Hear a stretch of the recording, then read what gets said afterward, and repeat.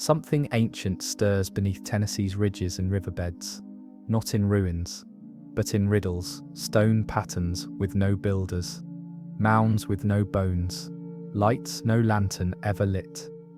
These mysteries aren't lost, they were never explained. They wait, buried in Earth's breath and time's silence. So, where do you listen from? What age of the world hums beneath your feet? This is Unmapped Mysteries, where the past isn't dead, it's listening. Near Old Gray's Bluff, overlooking the Cumberland River, lie massive concentric stone rings, stacked without mortar, some walls rising over 4 feet, arranged in spirals up the hillside. The structure's size rivals early European hill forts, but it predates colonial records by centuries. Radiocarbon samples from buried charcoal suggest usage as early as 700 CE, yet no indigenous nation claims the site, and no domestic debris, no bones, potsherds or hearths, have ever been recovered. Some believe the rings weren't homes but something ceremonial, altars or processional paths. Others suspect astronomical alignments, as one corridor perfectly frames the winter solstice sunrise. Still, the purpose remains unknown. The structure's design, too complex for random piling, shows advanced planning. The spirals feel intentional, mathematical, even symbolic. But of what? Some researchers argue the rings were meant not to enclose, but to release, to guide something unseen. Their silence, so close to the river, whispers not of life, but of memory trapped in stone. Reelfoot Lake is Tennessee's only natural lake, formed, as legend holds, when a great earthquake in 1811 made the Mississippi run backward. But divers and sonar surveys suggest something else. Buried beneath the lake's muddy bottom is a rectangular grid of foundations, stone piers, arranged roads and what appear to be ceremonial platforms. Archaeologists were stunned to find copper tools and fire-blackened stones dating back at least 1,000 years. But no signs of mass habitation exist nearby. Who lived here? Why did they leave? Native Chickasaw oral tradition speaks of a great village swallowed by the trembling ground. Could this be that place? The site's geometry doesn't match known Mississippian structures. Its roads run counter to cardinal directions, some forming near-perfect spirals. The lake may have been both a cataclysm and a cover, a cultural city buried in silt. What remains beneath Reelfoot's still surface is more than ruins. It's a memory drowned in mud.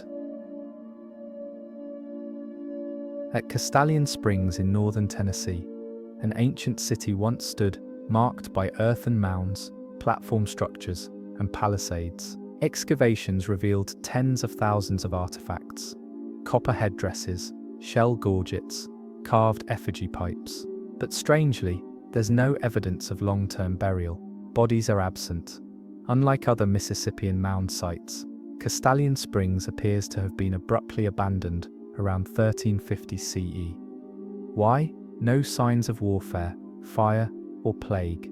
The city simply empties in the archaeological record, 1 generation gone. What's left behind is eerie in precision. Mounds aligned to solstices, plazas shaped to amplify sound, an artwork that suggests contact with distant cultures, including motifs from the Great Lakes and Gulf Coast.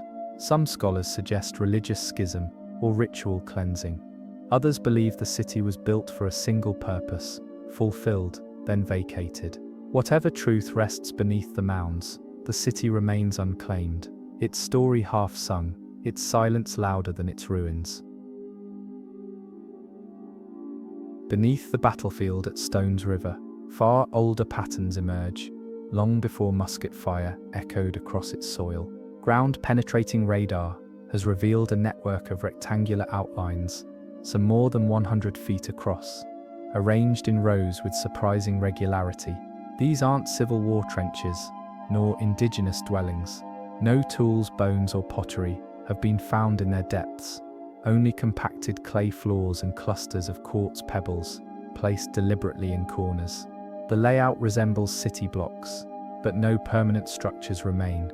Historians speculate the area may have once hosted a temporary ceremonial complex, or perhaps an early astronomical station. One line of depressions mirrors the Pleiades star cluster, A few brave researchers propose this was an invisible city, built not for shelter, but for ritual presence. Whatever the function, it was erased long before the battlefield wrote its own history atop it. Two forgotten wars, one over land, one over meaning, layered and silent. Carved into a high limestone wall along Obion Ridge were once hundreds of glyphs, figures with feathered headdresses, winding serpents, circles enclosed by spikes. Early settlers documented them in the 1800s, but today most have faded, vanished, or been buried by landslides. What little remains shows no known writing system, only cryptic symbols that repeat across other distant parts of North America. Some of the glyphs bear a striking resemblance to petroglyphs found in Arizona, Utah, and even British Columbia. Could there have been a vast symbolic language that once spread across the continent, now lost? The ridge holds no village, no mound, no signs of settlement, just symbols, carved high and out of reach, like messages left for sky beings, or warnings for those below. Locals say you can still hear the ridge hum at dusk. The stone might be speaking, but we've forgotten how to listen. South of Monterey lies the enigmatic Standing Stone, a monolith that once towered 12 feet high before it was shattered in the 19th century. According to native tales, it marked the center of something older, a gathering place, or a border. But more mysterious is what lies beneath. When geologists surveyed the hill surrounding the original location, they found chambers, long dry caverns, supported by arranged stone slabs, and bearing soot along the ceilings. At least 3 levels deep, these hollow passages contain no bones, no tools, only smooth floors and walls, etched with wave-like spirals. The chambers seem acoustically tuned, whispers travel unnaturally far. Some theorize it was a subterranean council hall, or temple. Others suspect the caverns held something once sacred, or dangerous. Now sealed for safety, the site remains off-limits to the public, but those who've been inside claim the air shifts, not stale, but aware. The hill is hollow, but not empty. Near present-day Dover, the Duck River Complex was once a vast ceremonial center of intricate engineering and spiritual geometry. Its mounds, now softened by erosion and time, once towered above the landscape in intentional placement.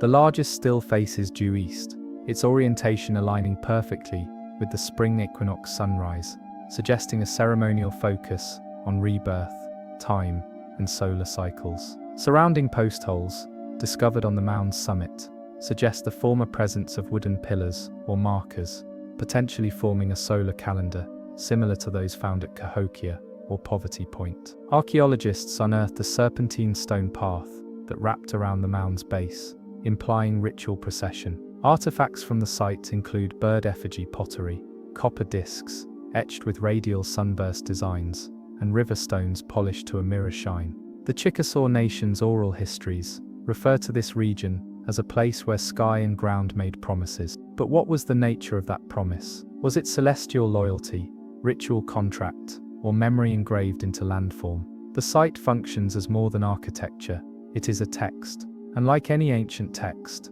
it holds lines we have yet to translate. These mounds were not only burial or status symbols, they were timekeepers, story keepers, and boundary stones between sky and soil. Hidden in the ravines and shadowed grottos of Savage Gulf are chambers with acoustics so precise, they rival modern performance halls. One cave, with a domed ceiling and oval floor, amplifies a whisper into chorus and transforms footsteps into drumbeats. Early cavers noticed the effect long before archaeologists arrived. Blackened soot lines the roof, hinting at centuries of controlled fire. Etched into the walls are rhythmic grooves, spirals and concentric rings, patterns found at other sacred sound sites globally. Inside, no tools or remains were discovered, only shards of quartz placed in clusters and charred cedar fragments near the chamber's center. This absence of domestic debris suggests the space was reserved, possibly taboo. Cherokee legends mention the singing dark, a void into which voices were cast for communion. Some anthropologists believe these caves were used for initiation rituals, where isolation and sound distortion evoked transformation. Others theorize healing, vibrational resonance passing through body and rock, aligning spiritual frequencies. The chambers blur the distinction between architecture and atmosphere. These were not buildings, but instruments, not just caverns, but sanctuaries carved to host invisible forces. They suggest that the builders didn't only measure space, they measured silence and tuned it. Nestled deep in the misty woodlands of Bell's Hollow lies a mysterious alignment of standing stones, each rough, moss-laden, and immovably planted along a forested ridge. For decades, they were dismissed as random glacial deposits or settler clearings.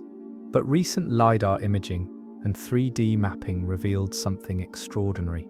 The stones mirror the Draco constellation as it appeared in the sky nearly 2,000 years ago. Their spatial orientation is not arbitrary, it is stellar. Even more surprising, soil sampling from surrounding charcoal pits yielded dates from around 400 CE. This predates known megalithic practices in the region. Each stone, some over 6 feet tall, remains unmarked and uncarved, adding to the mystery.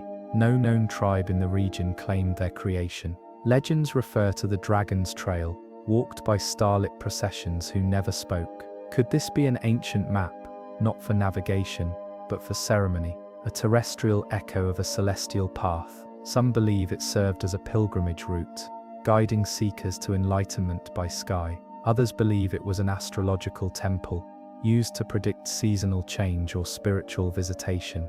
But one thing is clear, someone tracked the heavens here, and they left behind a constellation rooted in earth, fixed in stone, and now fading into moss and memory. Hidden behind the more renowned battlefields of Shiloh, archaeologists uncovered a little-known mound complex that defies the typical Mississippian blueprint. Rather than the usual circular or rectangular formations, this complex is built around a perfect triangle. 3 equidistant mounds, arranged in precise geometric formation. Each aligns with a solstice point, summer sunrise, winter sunset, and equinox, noon. When connected, they form not just a triangle, but a celestial clock. Inside one mound, excavators found a stone idol, face elongated, and eyes hollow, carved from an unknown white mineral. Its features are emotionless, almost alien. The mounds contained crushed mussel shells, used as flooring, suggesting ceremonial foot traffic. Burn layers and pine charcoal hint at seasonal fire rituals. Yet, there were no burials, no bones, just structure and symbol. Local folklore speaks of the 3 lights of the sky that met here long before memory. Magnetic anomalies have been recorded at the triangle's center, distorting compass needles and causing digital equipment to fail. Was this a temple triad for sun, moon, and star? A trinity of light encoded in earth? Or something even older? A geometric echo of an older, Pan-American worship? The triangle, unlike the circle, speaks of balance, direction, and pointed will. Its meaning remains sealed beneath dirt and intention. Along the fertile stretches of the Nolichucky River, aerial scans revealed what the human eye alone cannot. Massive symbols traced into the earth, arrows, spirals, animals, and interlocking rings. These geoglyphs span acres, invisible at ground level, yet unmistakable from above. Their scale implies purpose beyond aesthetics. Perhaps they were meant for watchers in the sky, or deities dwelling in higher realms. At the plaza's edge, archaeologists found stone boundary lines and post-hole patterns, evidence of platforms or tall poles possibly bearing flags or effigies. The entire site aligns to the seasonal rise of Leo, Orion, and Scorpio. Notably, no artifacts of habitation, no pottery shards or tools have been discovered, but discoloration in the soil and scorch patterns suggest repeated ritual fires. Some theorize this was a stage for cosmological performance, priests enacting creation myths, their movements mirroring constellation paths. Others suggest it was a message board for the stars, symbols meant to be read from above, not below. The glyphs remain untouched by modern development, their secrets protected by obscurity. This is not a plaza for the living, it is a palimpsest of performance and offering, written in the language of light and land. High above the fog line on Roan Mountain's crest, scattered across windswept ridges, sit dozens of ancient stone cairns, litting covered, half collapsed, and weather-worn. They blend into the rocks until one maps them. Their positions trace arcs that align with lunar standstills, specifically the 18.6-year major lunar cycle, a pattern understood by only the most advanced sky watchers. Such an alignment would require long-term astronomical tracking, likely passed through oral or ceremonial tradition. But no tools, fire pits, or human remains have ever been recovered nearby. The isolation of the site and the lack of domestic evidence point to ceremonial, not residential, use. Legends from the area speak of sky fires and silver visitors that appeared every generation, marked by dances and chants. Some modern researchers report subtle magnetic anomalies and compass distortions near the cairns, echoes perhaps of electromagnetic ritual or simply ancient geomancy. These cairns are not burial markers. They are clocks made of stone, calendars etched by moonlight, and prayers embedded in granite. They remind us that ancient people did not merely observe the heavens, they timed their souls to it, and somewhere in the shifting silence of Roan's high stone spine, that timing continues. Tucked into a limestone overhang within Red Clay State Park lies an enormous rock panel, etched with the image of a thunderbird. Its wings stretched wide, claws extended, and body outlined with spirals. The figure dominates the wall, measuring nearly 10 feet across. Its stylization doesn't match Cherokee iconography or Mississippian motifs found elsewhere in the southeast. Surrounding the bird are small triangular markings and what appear to be tally lines or notched scores, perhaps counting celestial events or rituals. Radiocarbon dating of torch soot from nearby alcoves places human activity here at over 1,100 years ago. Locals once believed the cave emitted unnatural echoes, words whispered back in different tones. Some believe the bird represents a sky deity, possibly used to invoke storms or protection. Others think it was a guardian etched during a migration pause, marking territory or memory. The image remains vibrant, despite centuries of exposure. It watches still. Intriguingly, some recent acoustic studies of the cave reveal a chamber resonance that mimics thunder when struck at specific points, a possible intentional effect to amplify the symbolic power of the thunderbird. These interactions between image, sound, and sacred place suggest the thunderbird was not merely decorative, it was performative, a living part of the ritual landscape. High above the waterline of the Clinch River Gorge are a series of carved serpents, each etched into the cliffside with curling tails, split tongues, and angular bodies. Some twist across boulders for over 6 feet. Others intertwine in knot-like shapes.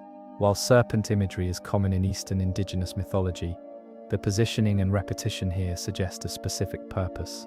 Curiously, each serpent faces a different cardinal direction, as if guarding a spiritual boundary or delineating a sacred route.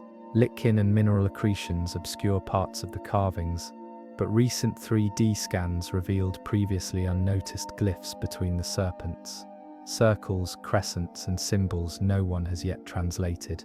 According to Cherokee oral lore, this gorge was once a threshold place, where underworld and upperworld energies crossed. Were these carvings warnings, invocations, or maps? Some speculate the serpents mark ley lines or power currents, charged places where the veil between realms thins. The snakes never blink.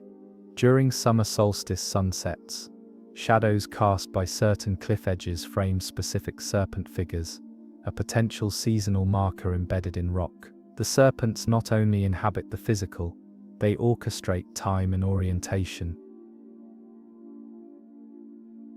Deep in the Tuckaleechee Cavern system, beyond the tourist paths, spelunkers stumbled upon strange incised markings, carved with stone tools or antler picks. They feature intersecting triangles, spirals, and elongated humanoid forms, with radiating headbursts. These symbols do not resemble any known tribal language or religious art. Some eerily resemble Neolithic signs found in Europe. Scholars debate whether they were made by pre-Columbian transoceanic visitors, isolated visionary cultures, or even hoaxes, but carbon dating of surrounding torch debris suggests at least 800 years of age. The cavern chamber itself appears artificially widened, its acoustics amplifying even small sounds. Was this a hall of initiation, a sealed temple for rites never recorded? Some local legends tell of those who drew light from stone and vanished after breaking sacred pacts. These glyphs could be warning signs or invocations. Either way, they persist etched in the dark, untouched by light, daring someone to remember what they meant. Interestingly, infrared scans have revealed hidden glyphs painted in ochre and faded dyes not visible to the naked eye, suggesting multi-layered messaging and rituals tied to perception itself. On the interior walls of Nickajack Cave, partially submerged by the Tennessee River, are rare carvings of sunwheels, circular motifs with 4, 8, or even 12 radiating lines. They are arranged in rows and sometimes appear alongside humanoid figures, holding up their hands or standing on spirals. Divers discovered them only recently during drought-induced water recession. The location raises questions. Why carve solar symbols where light barely reaches? Some theorize this chamber was flooded long after its use, while others believe the water was intentional, a reflective ritual element. Indigenous records speak of Nickajack as a place of long dreaming, a domain between waking and spirit realms. The sunwheels may have marked seasonal rites, celestial alignments, or even resurrection journeys. The cave's acoustics resonate with low hums, and bats avoid the specific chamber with carvings. Sun drawn in darkness, light etched into stone below a river, not paradox, ceremony. A recent theory posits that water was used to activate the carvings, flooded to reflect torchlight into movement, mimicking solar rotation, a cycle drawn in light, water, and stone. Above the Cumberland River, a hidden cave mouth leads into a series of tight, winding passages. Along one wall, barely visible in flickering light, are carvings of fragmented human forms, a torso with no head, legs splayed apart from a pelvis, arms arranged in circles, and feet pointing inward. Each body part is accompanied by dots, lines, or spirals. At first assumed to be signs of violence, their consistent orientation suggests ritual instead. Some parts are connected by etched pathways, like threads weaving parts together across stone. No burial remains were found, but the chamber contains crushed shells, red ochre stains, and ceremonial objects left intact.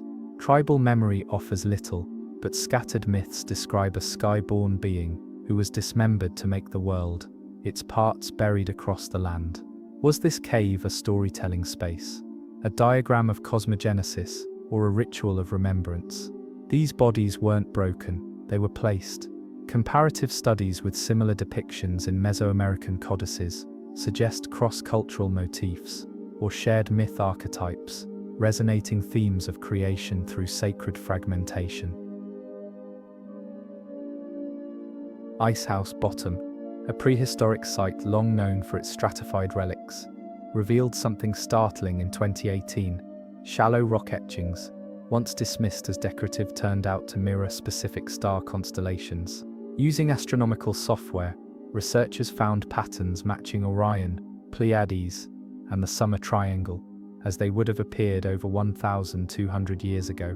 The carvings are small, clustered, and set beside ancient hearths. This suggests that the site was not just domestic, but cosmological. Fire and stars, earth and sky. Some theorists believe the etchings acted as instructional diagrams, guiding travelers or priests in seasonal ceremonies. Others believe they're mnemonic devices, codes to remember time, migration, or prophecy. Whatever their function, they imply deep sky knowledge and intentionality. Who looked up from these stones and carved what they saw? And what did they believe waited beyond those stars? Icehouse Bottom whispers its answer only when firelight flickers over the carved heavens below. Recent photogrammetry has revealed overlooked micro-etchings, tiny star clusters, likely used as predictive calendars for planting or pilgrimage. The site is now being reconsidered, not just as a settlement, but as a terrestrial observatory. On a ridge near the Cumberland River, a rarely visited site contains a twin spiral mound, two earthen helices entwined in a pattern resembling DNA. Stretching nearly 300 feet in length and rising over 8 feet, the mounds have no documented builders. Ground-penetrating radar revealed hollow chambers at their intersection point, but excavations have been denied due to preservation status. No burials have been confirmed, yet the structure's pattern and precision hint at sacred geometry. Some researchers speculate it symbolized life and death, coiling together in balance. Local lore warns travelers not to walk between the spirals after dusk, as time bends there. Could this be symbolic burial, honoring a concept rather than a body? Its shape resembles no other mound east of the Mississippi. From above, it's breathtaking. From the ground, it's unsettling. Who shaped such a form in the soil, and why tie life to spiral motion? Recent drone surveys have revealed faint radial paths extending from the mound, like spokes of a wheel, further complicating interpretations. Were they ceremonial processions or alignment tools? The soil near the core contains anomalous magnetic readings, suggesting intentional construction with energetic properties. It's not just a burial, it's a message encrypted in earth. Along the forested edges of the Buffalo River, several domed mounds appear ordinary, until you step atop them. Then, the ground resonates with a hollow echo, as if a cavity lies beneath. Early surveys noted odd magnetic readings and subsurface voids, but no tunnels were confirmed. In one instance, a controlled core sample yielded only packed air and a layer of fine white ash. No bones, no tools, no offerings. Some theorists believe these are resonance tombs, where sound or vibration played a role in ritual or preservation. Others suggest sky burials, with bodies placed elsewhere, while these mounds marked their spiritual return. Cherokee stories speak of breathing earth and hills that sing before storms. These mounds have no known tribal attribution. They hum only for those who dare to step lightly and listen. Are they graves, instruments, or both? In recent acoustic experiments, footsteps over the mounds produce unique frequencies amplified by the internal voids, suggesting intentional acoustic design. Some theorize this could have been used in rites of passage, or as a spiritual amplifier for chants. A mound that speaks when walked upon is not just a marker, it's a participant. Excavated in the early 1900s, the burial site at Flint Ridge revealed paired tombs, each set consisting of two stone-lined chambers, side by side, but sealed separately. In several pairs, one chamber held bone fragments and red ochre, while the other remained entirely empty. No tools, no remains, no objects at all. The chambers were aligned with the setting sun during solstice. One theory suggests a symbolic pairing body and spirit, seen and unseen, preserved together. Others argue the empty tombs were offerings to ancestors or deities, housing their presence, rather than remains. No mound rises above the site. It's a flat graveyard of doubled intent. The soil still bears charcoal flecks, and the scent of river clay clings to the air. In Flint Ridge, not all the dead were buried, and not all the graves were meant to be filled. Newer soil analysis has shown rare mineral layering between paired tombs, possibly demarcating energetic separation. Some spiritual traditions believe that empty space holds as much power as form. Flint Ridge might not be incomplete.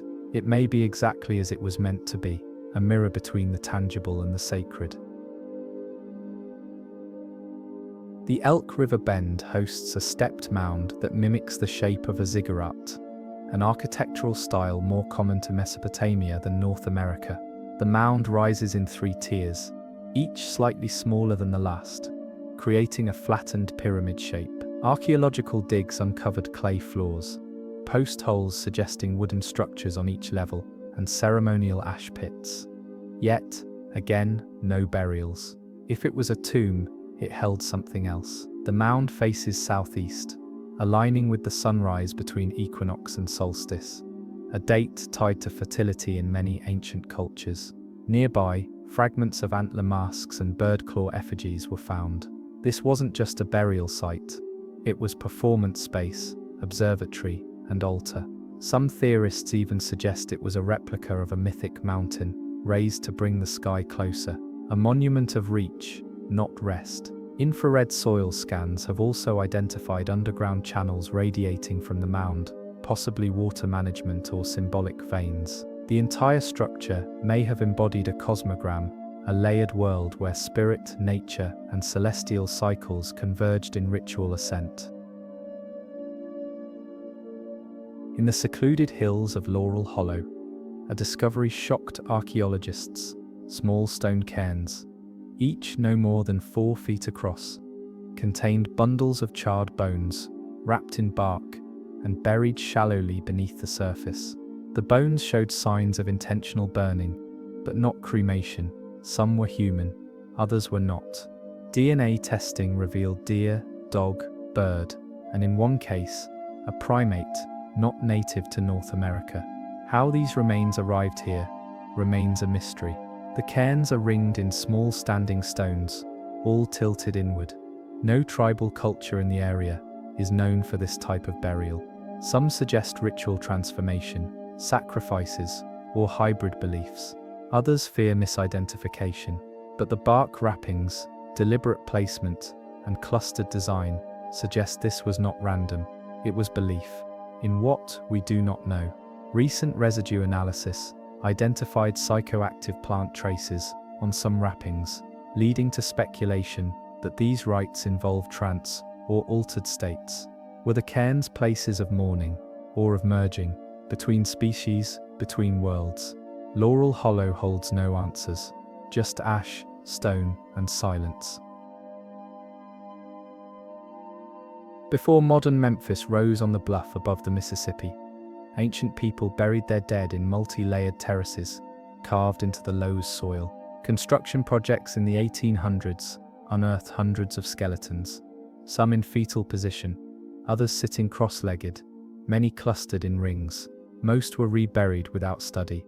Those few examined showed no trauma, advanced age, or disease, but many had cranial deformation, flattened skulls, elongated brows, possibly intentional. Were these spiritual elites, astronomer priests, or something stranger? The burial rings suggest ritual placement, perhaps reenacting cosmological events. Modern buildings now rise atop these forgotten dead, but some say dreams come differently to those who sleep above them.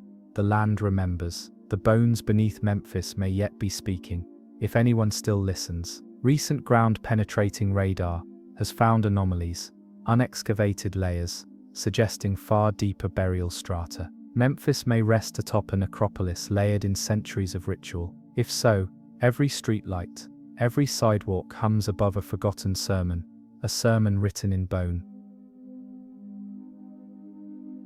In 1993, cavers exploring a remote shaft near Savage Gulf in the Cumberland Plateau stumbled upon something astonishing: a perfectly squared-off chamber buried more than 200 feet underground. Unlike the natural caverns surrounding it, this room had flat walls, a smooth ceiling, and bore marks of carving, chisels, or fire-hardening techniques, long lost. Even more puzzling, there were no signs of habitation, no fire pits, no artifacts, just silence. Some theorists believe this chamber predates indigenous presence, possibly built by a forgotten people who mined deeper secrets from the earth. A narrow slit in the wall channels wind upward, creating a faint whistling, an eerie, continuous tone some hikers claim changes pitch with the moon's phases. Attempts to explore deeper revealed brick tunnels, leading nowhere, dead ends filled in by time or intent. Could this be a temple, a sealed tomb, a sound chamber? Its perfection defies coincidence. Some believe it resonates like a tuning box, built for ritual sound rather than shelter. If it is a message, it is spoken in stone, heard only by those who truly listen. Famous for its 19th century haunting, the Bell Witch Cave in Adams, Tennessee, is typically viewed through a lens of folklore. But beneath the paranormal tales lies a deeper enigma: unnatural forks and sealed tunnels, branching from the main cavern, marked by symmetrical walls and unfamiliar symbols. One branch, sealed with rubble and a stone door, resonates with metallic echo when struck, far different from the limestone surrounding it. Old family journals reference the closed mouth and warn never to open it. In 1987, a group of amateur spelunkers reportedly uncovered a hollow cavity within, but were prevented from further excavation by sudden flooding. Theories range from a native burial vault to a sealed passage built by a secretive, ancient society. Some even believe it leads into a subterranean network spanning multiple states. The stonework is too deliberate for nature, and no modern account has successfully mapped it. Whatever it holds, the deeper reaches of the Bell Witch Cave remain uncharted and off-limits. Its secrets echo back only when no one's asking. Below the scenic ridges of Lookout Mountain runs a web of naturally formed caves, but certain passages appear anything but natural. Long, straight corridors with evenly cut steps suggest engineering beyond what wind and water alone could achieve. In 2005, a drone-mounted scanner discovered a sequence of interlocking rooms buried beneath the tourist paths, most unreachable without excavation. Within one sealed cavity, thermal imaging revealed a void with an angular structure, possibly stone altars or platforms. Local Cherokee oral traditions speak of the stone-womb city, a place underground where ancestors once hid from fire in the sky.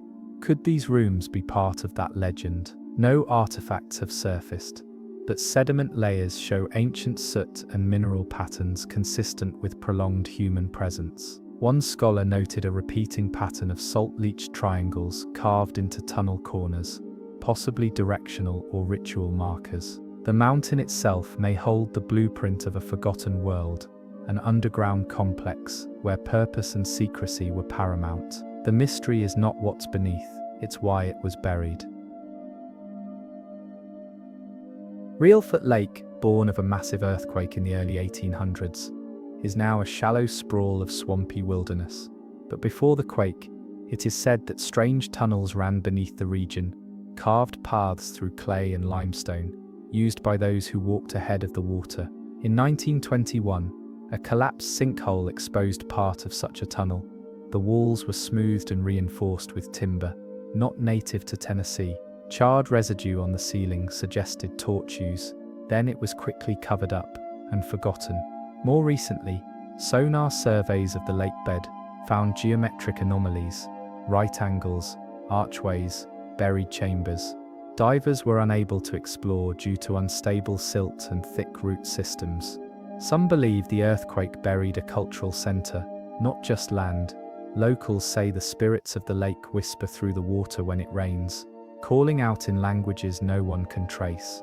If the quake entombed an entire culture's passageways beneath water, then the lake is not a feature of nature, it's a grave, sealed in mud and myth. At the archaeological site of Old Stone Fort, near Manchester, the visible ruins form a defensive enclosure, but recent ground-penetrating radar revealed something stranger: steps. Deep beneath the fort's main causeway, a spiral staircase appears to descend into a sealed chamber, carved directly from the bedrock. Excavation has been limited due to preservation concerns, but small-bore samples indicate the steps descend at least 30 feet. What lies at the bottom remains unknown. No other Mississippian or woodland sites contain subterranean spiral staircases. Were they symbolic, functional, a portal to a hidden chamber of ritual? Some local myths tell of earth stairs, where spirits moved between worlds. If the stairs are real, and not a natural fluke, they suggest a level of architectural sophistication not attributed to known local cultures. Compass readings fluctuate wildly above the site. Birds refuse to nest within a 30-foot radius. The path descends not just into earth, but myth, into a silence engineered to keep something sacred or something buried. Hikers in a remote part of McMinn County reported discovering a stone-lined tunnel, partially exposed by erosion. Unlike natural caves, its entry is squared, with flat flagstone floor and beveled joints, suggesting mortarless construction. After 20 feet, the passage is blocked by a stone slab engraved with 3 parallel lines and a crude sunburst symbol. No other symbols exist in regional indigenous records that match it. Carbon dating of surrounding materials places the site at nearly 1,500 years old, far older than any known settlement in the area. Attempts to lift the slab failed. It weighs several tons. A compass behaves erratically nearby. Locals now call it the doorway to where the old ones sleep. Some believe it leads to an underground burial vault, others to a lost migration route. One theory suggests it seals a portal between realms, an ancient gate kept closed by oath or ritual. Its silence holds no answers, only questions, and a slab that has waited centuries to be asked the right one. In 1968, a farmer near Kingston unearthed something he couldn't explain. A human-shaped mask made of hammered copper, buried beneath a foot of clay. The face had exaggerated eyes and no mouth, with a single line etched across the forehead like a scar or crown. Experts dated the artifact to over 2,000 years ago, far older than known Mississippian sites in the region. The nearest copper source is hundreds of miles away. No matching artifacts have ever been found in Tennessee, yet similar motifs appear in burial mounds in distant Ohio. The mask disappeared shortly after a local museum acquired it, supposedly taken into private hands. Was it ceremonial, a representation of an unknown ruler or deity? Some believe it was placed to ward off something beneath. The ground where it was found is now fenced, inaccessible. But for a moment, Tennessee held the face of a forgotten world. Years later, rumors resurfaced about a private collector who claimed ownership of the mask, calling it a key to the buried gods. No photographs were ever released publicly. Metallurgical studies done in secret, according to an anonymous whistleblower, report an alloy blend inconsistent with known copperworking cultures in the region. What was once thought to be symbolic may have had functional, even esoteric purpose. Locals say the soil glows faintly after rain. Maybe it's just myth, or maybe the mask is still watching from behind a paneled wall, waiting for recognition. Beneath the floorboards of a pre-Civil War house in Pulaski, renovators discovered an object unlike anything seen before, a polished quartz disc shaped like a convex lens. Roughly palm-sized, it focused light with eerie clarity and revealed fine scratches on nearby wood when used. Scientists determined it wasn't naturally formed and bore grinding patterns consistent with advanced lapidary techniques. Optical quality lenses weren't made in the Americas until centuries later. Who crafted this artifact? And for what purpose? Some say it belonged to a secret society. Others theorize it was part of a solar alignment device. Native lore in the region refers to the sun eye that could see through lies. If the legends are linked, the lens may have served as both tool and relic, a glimpse not only into the physical world, but into hidden truths. It now resides in a private collection. Its original purpose, like its maker, remains unknown. Researchers who briefly had access to the artifact noted refraction qualities similar to modern magnification glass, but with unexplained clarity under moonlight. Some speculate it was used in nocturnal ceremonies or sky observations. The lens appeared to glow faintly when held against flame, though no phosphorescent materials were present. What kind of culture develops optics centuries before telescopes? Perhaps they didn't use it to see farther. Perhaps they used it to see within. The floorboards it came from are gone, but the mystery only deepens. Pulaski, it seems, still reflects more than it reveals. In the 1930s, a series of metallic plates were found buried near Beech Grove, etched with symbols not belonging to any known language. Made of copper alloy, and measuring about the size of a modern notebook. Each tablet was wrapped in decayed bark and buried in a clay capsule. One side featured geometric patterns, spirals, interlocking triangles, lattices, while the reverse displayed humanoid figures with raised arms and radiant halos. Some compared the script to ancient Coptic or even Proto-Mesoamerican writing, but no definitive match has been found. After being displayed briefly in a local school, the artifacts vanished. Rumors claim they were confiscated by federal agencies. Were they religious icons, astronomical charts, records of a culture erased from time? Without context, they remain whispers etched in copper. Yet their artistry and complexity defy simple dismissal. Whoever made them understood more than metal. They knew how to speak across centuries. Locals who saw the tablets before their disappearance reported that when touched, they felt unnaturally warm. Several children who viewed them swore the haloed figures changed position overnight, though skeptics blame misremembered details. Later rumors suggest one tablet resurfaced briefly in a Nashville antique shop, priced not by age but by effect. It was said to make digital watches stop. No photos remain, and the artifact has again vanished. But the impression it left behind, of copper pages not meant to be read, but remembered, persists. A hiker exploring the rocky slopes near Elizabethton in 1974 came upon a human skull embedded in a crevice. Authorities were alerted, and what they found deepened the mystery. The skull was ancient, possibly pre-Columbian, and carved with minute glyphs spiraling along its crown. Bone experts were stunned. The symbols weren't decorative, they had syntax. Each curve was carefully etched with a sharp instrument and filled with ochre pigment. One prominent marking resembled a double helix, centuries before DNA was known. The skull was taken to a university for study, but was lost shortly thereafter. Only photographs remain. No other bones were found nearby.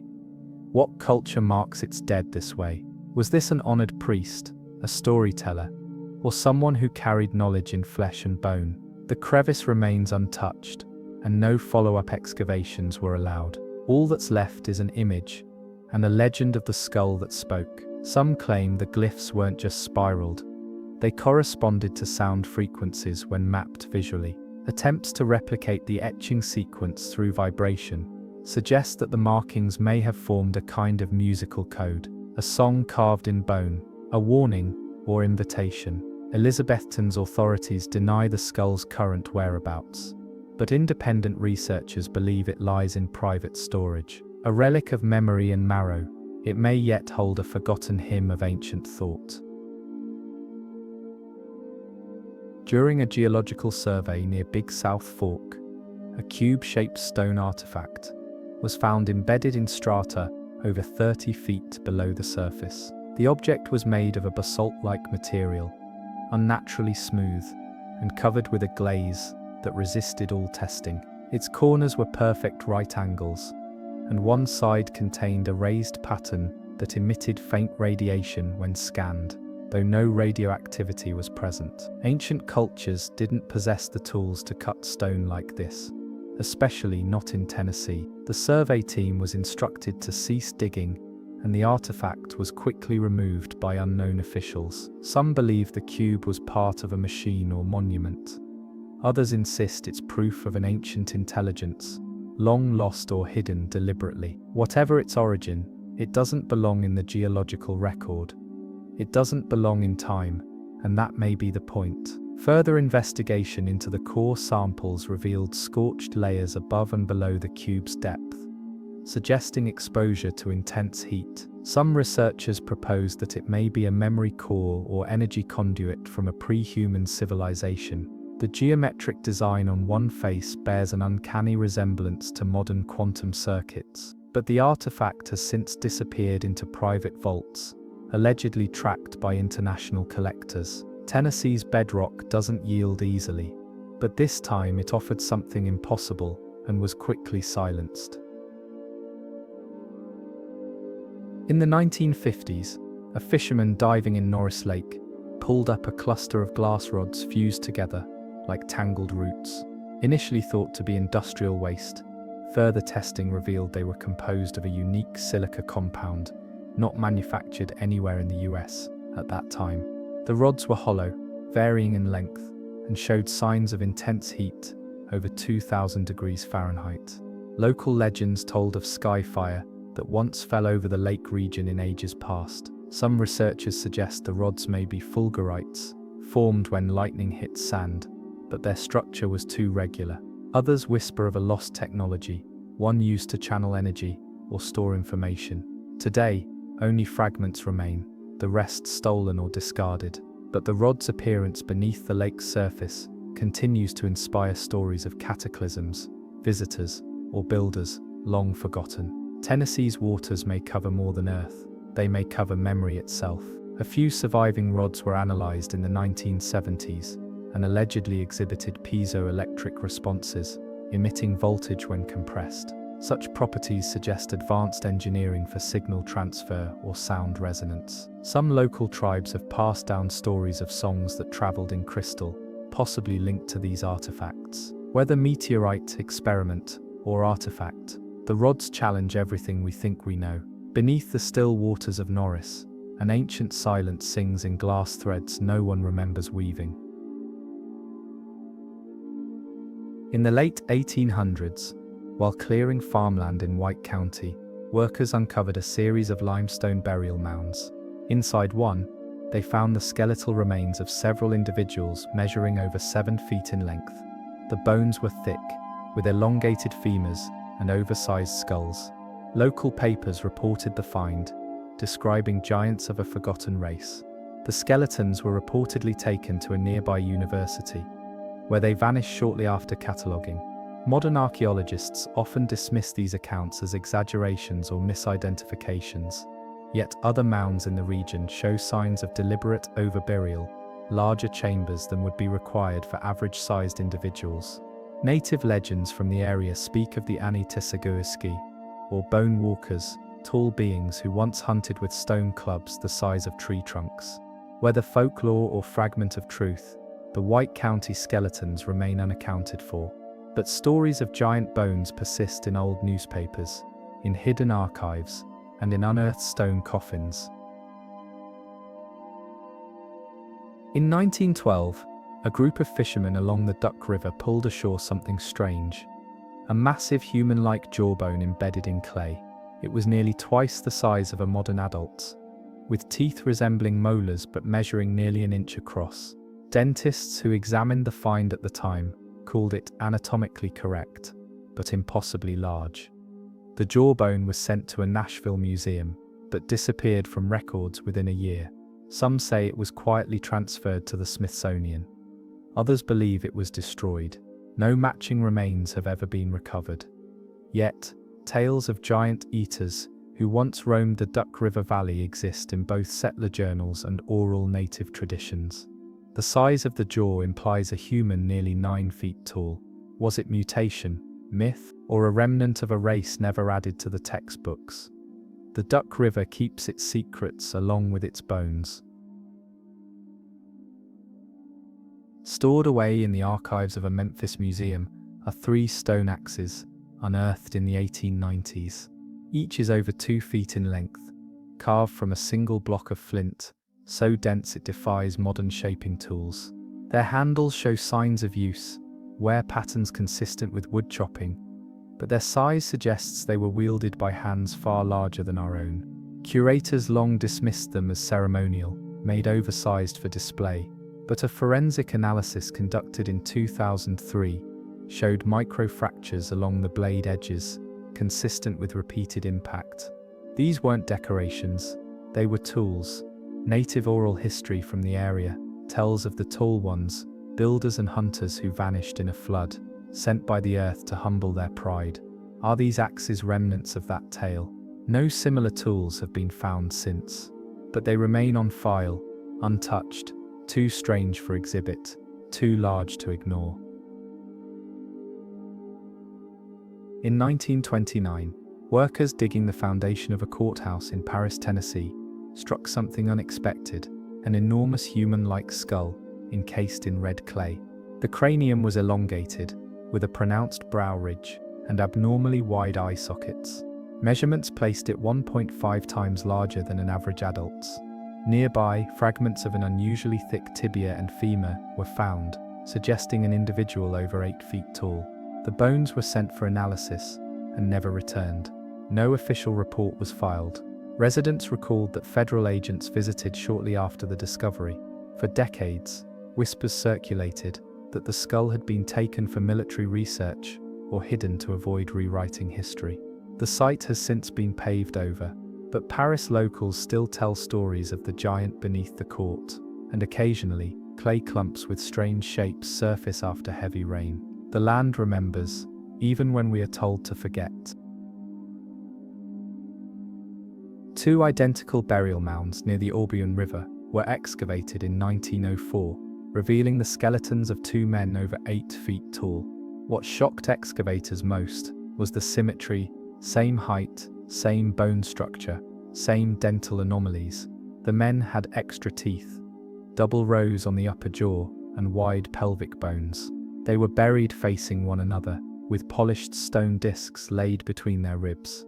One early archaeologist theorized they were guardians, twin sentinels protecting a sacred site. Local Chickasaw stories speak of giant twins who guarded the Cavern of Flame, a lost underground temple said to hold a star stone. No such temple has ever been found, and the stone discs were lost during transit to a museum. But records remain, and though the mounds have eroded, aerial surveys still show their twin shadows, 2 giants sleeping beneath Tennessee's soil, facing each other as if waiting for a call.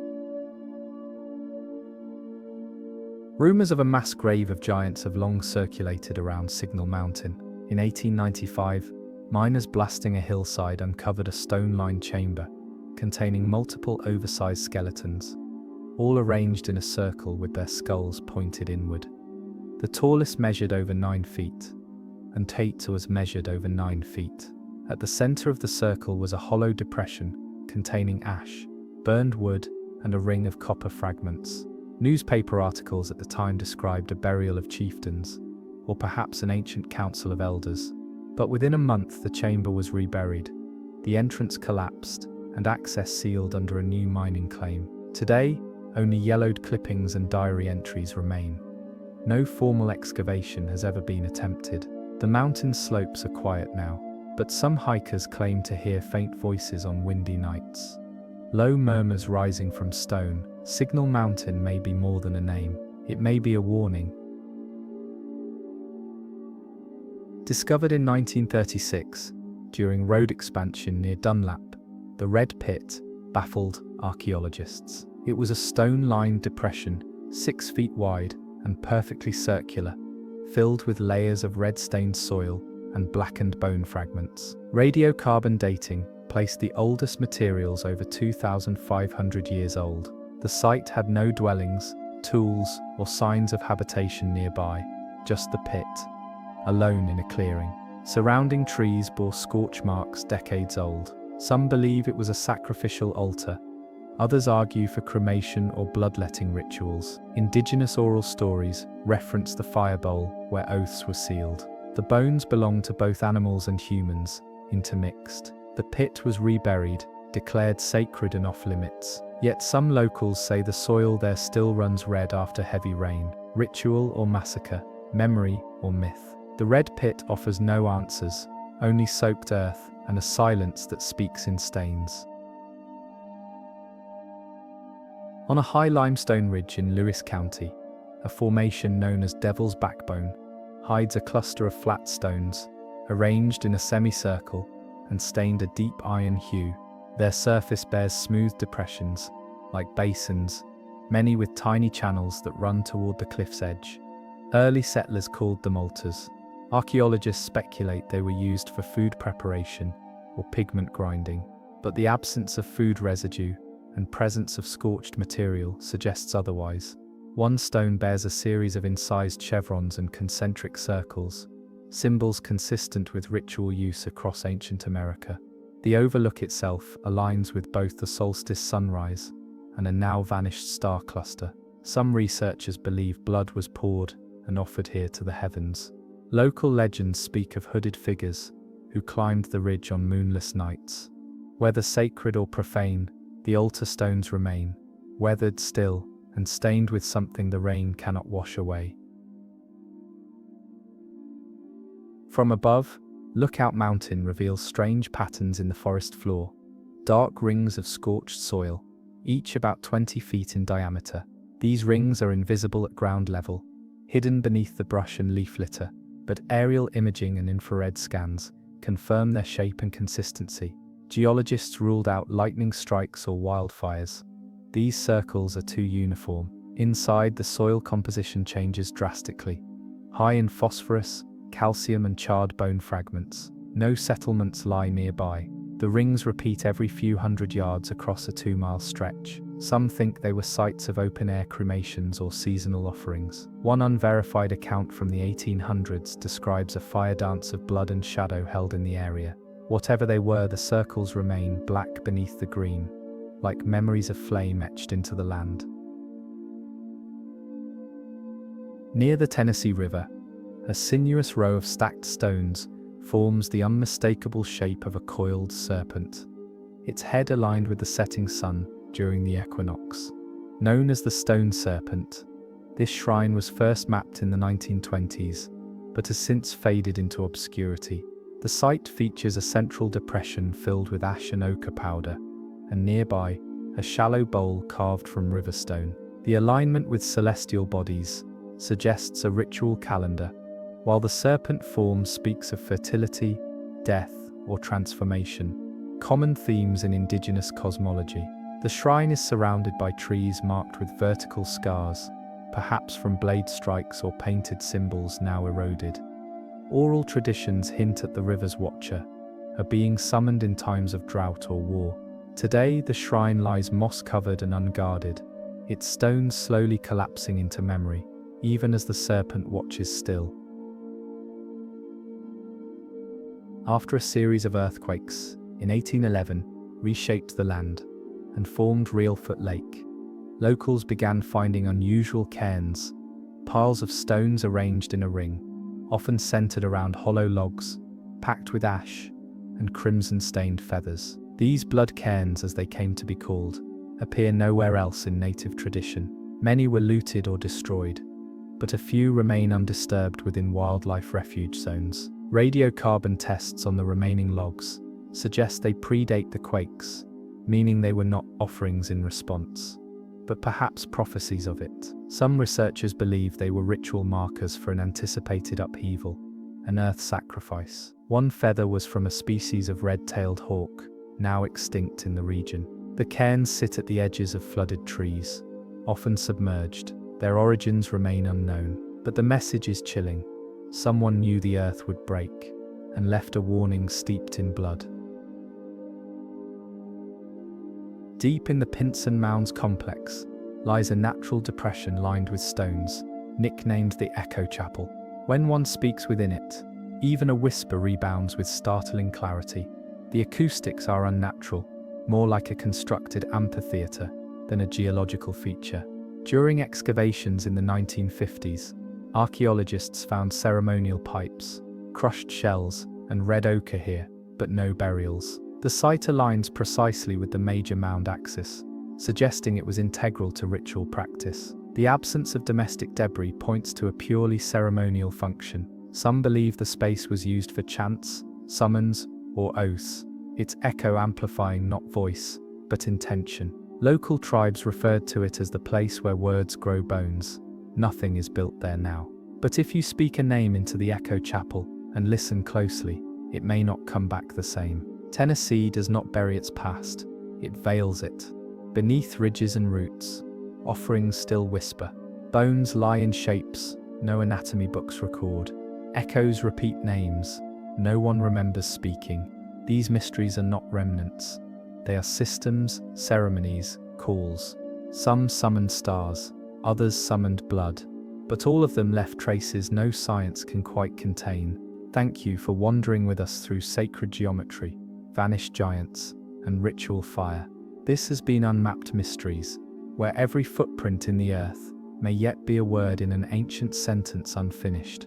May your night stay curious and your silence reverent.